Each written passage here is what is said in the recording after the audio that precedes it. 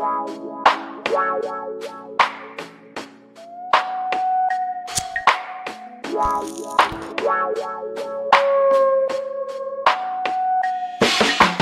it's your boy Budoy 613 at nandito tayo sa bagong segment ng Rolling Attitude Pinas.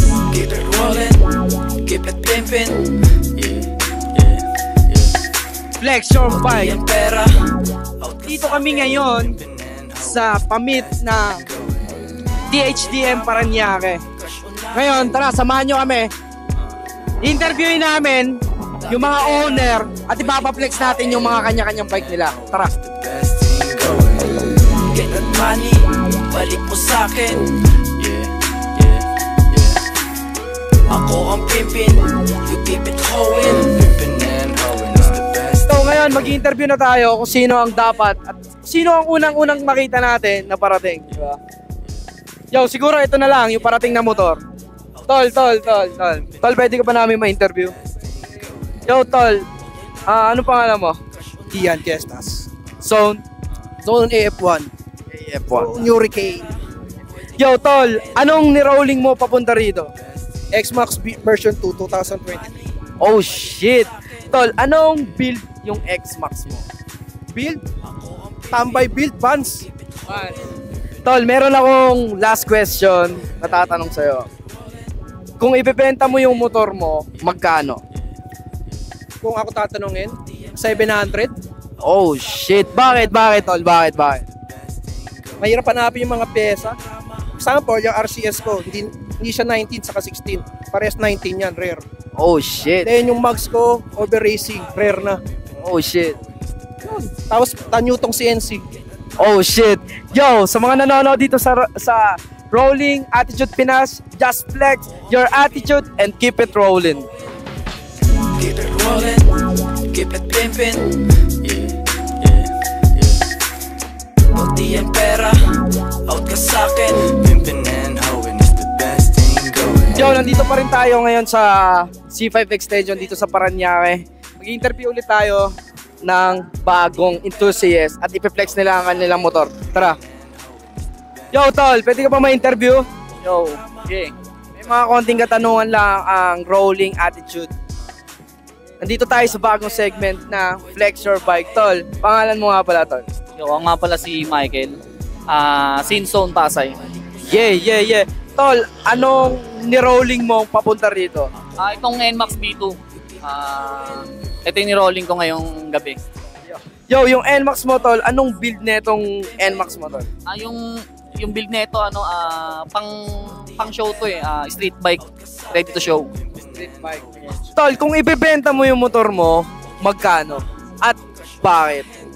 Para sa akin kung ibebenta ko pero Hindi, yung sa presyong gusto mo, yung wala silang pakialam ba na sa presyo ko, kung para sa akin sa presyo ko, siguro mga 500,000 para sa akin. oh shit, 500,000. Yo, just flex your attitude and keep it rolling. Keep it rolling, keep it pimpin'.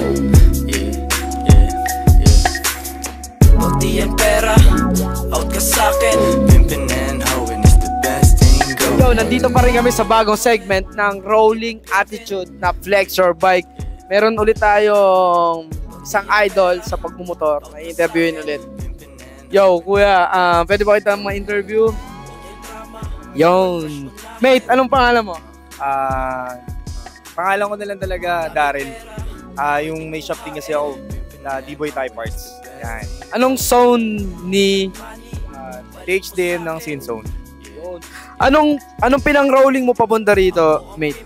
Siyempre pare, ito. Yung mix natin. Napaka-humble lang to. Maliit na bagay lang. Tie-unit pare. Anong build netong cubic tie unit mo, mate? Actually, hindi kasi bagay talaga yung Vans. Yung street bike. So, pinili ko talaga to ng Vans concept.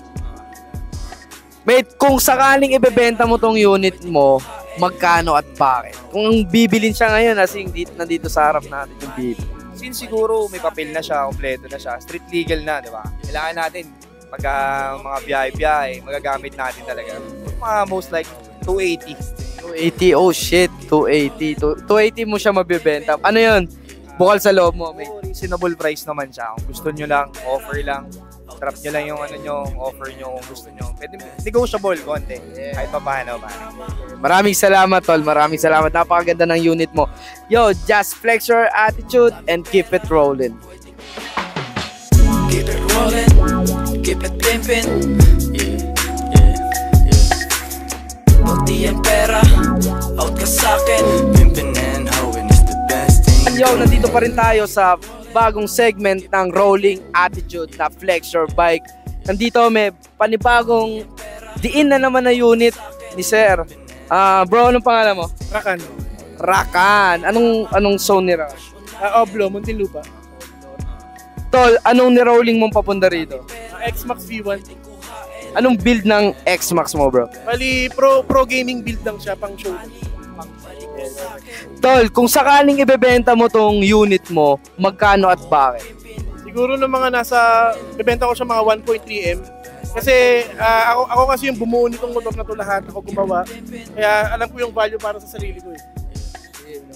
Oh shit, 1.3 million pesos ang worth ng motor ni Idol. Yo, just flex your attitude and keep it rolling.